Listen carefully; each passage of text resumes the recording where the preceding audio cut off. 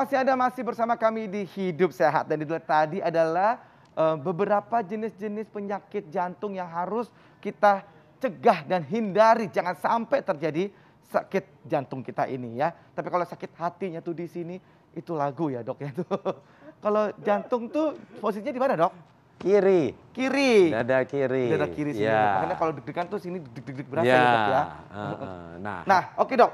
Ini ada pertanyaan berkembang di masyarakat nih dok ya. Ini katanya kebanyakan asupan natrium yang kita dapatkan itu berasal dari makanan kemasan dan makanan siap saji dok. Itu benar gak sih dok? Atau gimana? fakta 1000%. Fakta 1000%, ya Allah sampai segitunya ya dok ya. Iya. Jadi makanan siap saji dan juga Kemasan, siap saji, Ya. kemudian makanan-makanan yang instan, Ya. itu hati-hati. Oh, kenapa tuh dok? Kok banyak banget itu natrium? Karena memang garam itu punya efek mengawetkan makanan. betul. Satu, kedua membuat makanan lebih Gurih. lebih gurih dan lebih renyah, garing. Nah, dan bikin nagih ya dok ya? Asin Yes. itu ya dok ya? Hati-hati, ternyata penelitiannya orang-orang yang sudah biasa makan garamnya banyak kan asin. Itu punya sifat adiksi, ketagihan. Nah, betul dok. Jadi setiap makan pasti nyari tambahan garam. Betul. Itu yang sangat berbahaya dan di makanan-makanan yang kemasan itu tersembunyilah kadar garam yang tinggi. Aduh. Prinsip ilmu praktis ya pokoknya jangan pernah makan makanan yang sudah dikemas. Seperti apa yang dikaleng, ya, Mungkin yang dari di plastik gitu. sudah dibungkus. Ada Itu merek-mereknya semua gitu ya dok ya. tinggi natrium, tinggi garamnya seperti sosis. Sosis ini juga nih dok ya. Loh ini tinggi Kelihatan ini. nggak pakai apa-apa kayaknya dok. Yeah. Gitu. Ternyata tinggi Kan nih dok. campurannya tinggi. Belum lagi kita nggak campuran. tahu dagingnya dibuat dari daging Nah, katanya kualitas keju apa. itu sehat, tapi ternyata keju mengandung garam juga dok. Iya. Itu gimana dok? Ya jadi sebaiknya kita kalau makan keju, carilah keju yang tidak Pakai ada garamnya. Atau Non-salt. paling tidak low natrium, salt. Oke. Ya, Oke, hati-hati. ada less salt gitu ya dok ya, Ya. no salt gitu ya. Nah ini juga yang berkembang di masyarakat juga nih dok. Ini katanya konsumsi makanan asin akan membuat cepat haus, jadi sering minum gitu dok. Itu gimana dok? Fakta. Itu benar juga fakta juga. Fakta. Kenapa? Karena begitu Anda makan yang asin, ginjal Anda akan berfungsi. Tadi kan kita makan asin, narik air, nahan air, air berusaha dikeluarkan. Siapa yang bekerja? Ginjalnya. Ginjalnya akan membuang cairan itu. Makanya kalau Anda makan yang asin, akhirnya sering ke belakang. Oh gitu. Jadi seperti ini ada lagi nih dok. Apa? Fakta mitos ya dok ya. Ini terlalu banyak natrium itu dapat meningkatkan tekanan darah dok. Fakta atau mitos dok? Fakta 1000%. Boleh 1.000.000% nggak dok? Jadi benar-benar ini, waduh. Benar, garam itu kan tadi saya bilang. Ya. Dia menarik air, mengikat air, air di tubuh volumenya akan meningkat. Kalau airnya banyak di darah, jantung mompanya kan berat. Nah, mompa yang berat ini, pertama nanti ujung-ujungnya tekanan darah meningkat. Sudah tekanan darah meningkat, pembuluh darahnya rusak. Rusak, terjadilah sumbatan pembuluh darah jantung. Jadi itu Fakta banget ya. Nah, benar-benar ini nih dok ya. Fakta mitos berikutnya nih dok, nih katanya dok.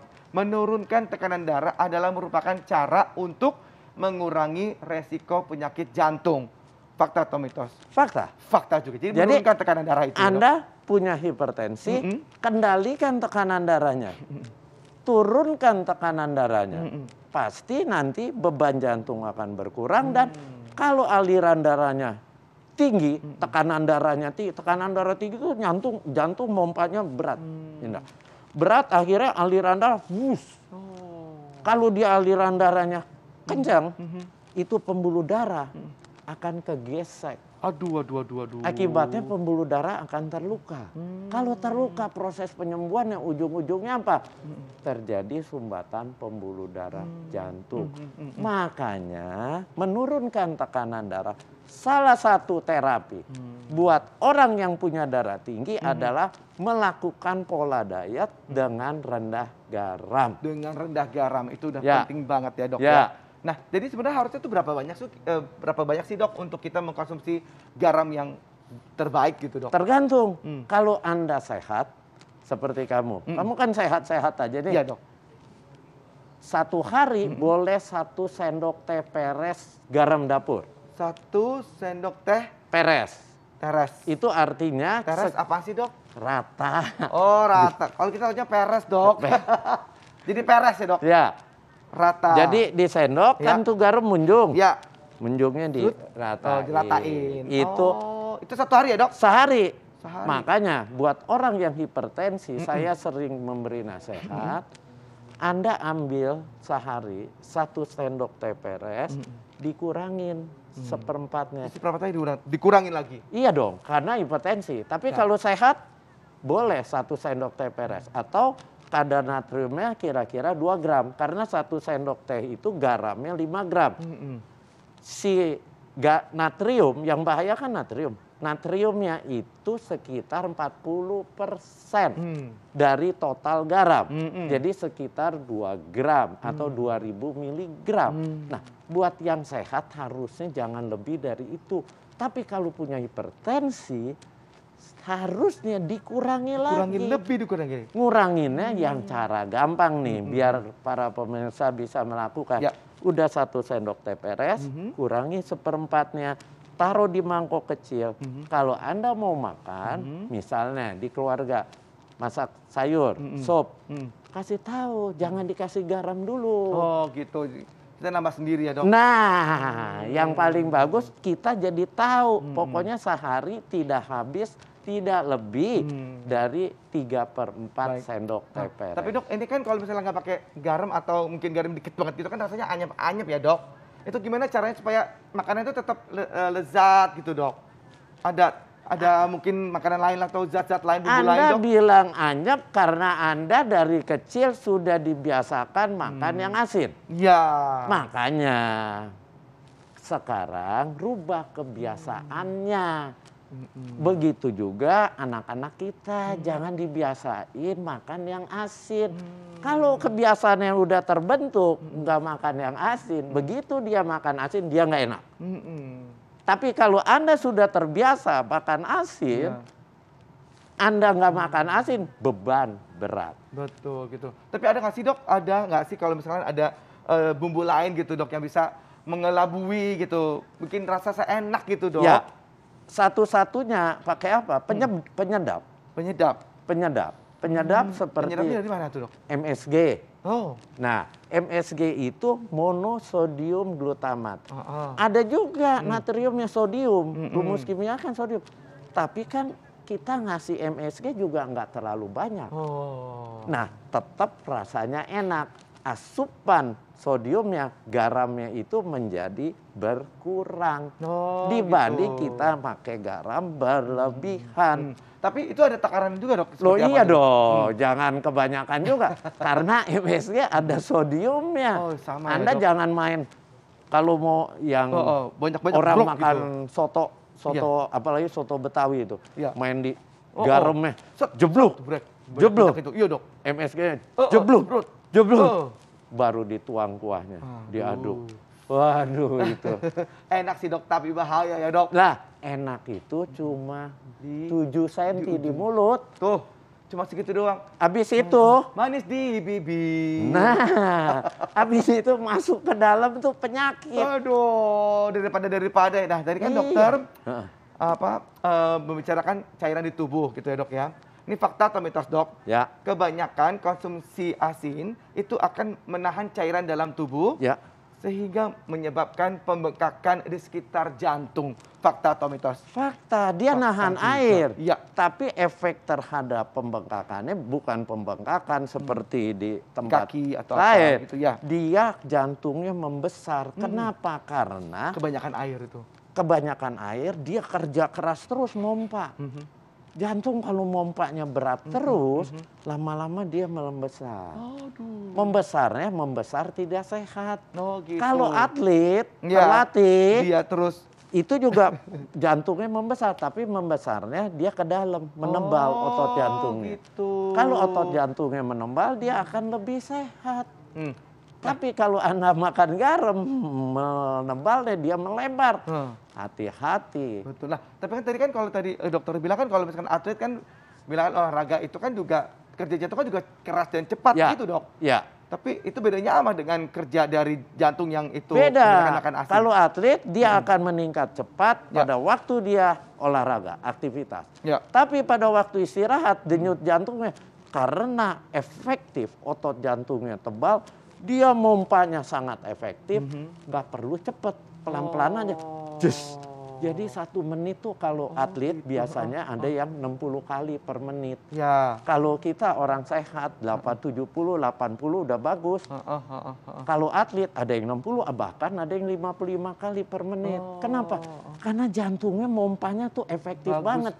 Bus, darahnya ke semua organ dapat. Tapi kalau Anda kurang sehat, denyutnya nggak bisa bus, jadi lebih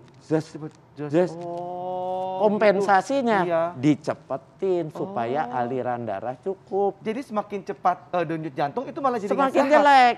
Oh gitu. Aku pikir wah jantung aku bergerak cepat nih, bagus. Jelek gitu. kecuali Anda stres atau kamu ketemu yang kamu lihat. Kamu taksir atau naksir ya, Dok? Ya, deg-degan. Enggak. Cuman Bunda doang. Aku deg-degan Bunda kalau Bunda lagi marah. Nah, iya. Itu denyut jantungnya pasti meningkat. Betul, Dok. Iya, itu memang secara begitu fisiologisnya. Baik, Dok. Nah, Dok, ini tipsnya dong untuk teman-teman, untuk pemirsa juga yang suka makan makanan asin gitu ya, Dok ya. Untuk mendapatkan waspada dan mendapatkan manfaatnya bukan malah mudorotnya gitu, Dok. Ya, jadi prinsip mulut Anda biasakan jangan terlalu suka atau membiasakan makan yang asin. Kurangi, 1. Kedua, garam-garam yang tersembunyi di apa? Nih, makanan seperti ini. Ada lagi 1 sebenarnya yang sering kita makan. Acar. Acar juga, Dok. Iya, kamu kalau makan yang berkuah itu kan sering asam, kali Dok. Acar kan? Rasanya asam, tapi diawetkannya garamnya tinggi. Waduh, benar juga Jadi ya. hati-hati, pertama prinsip jangan makan yang asin. Kedua, di meja makan jangan ada botol garam. Kalau ada kita punya kecenderungan menambahkan.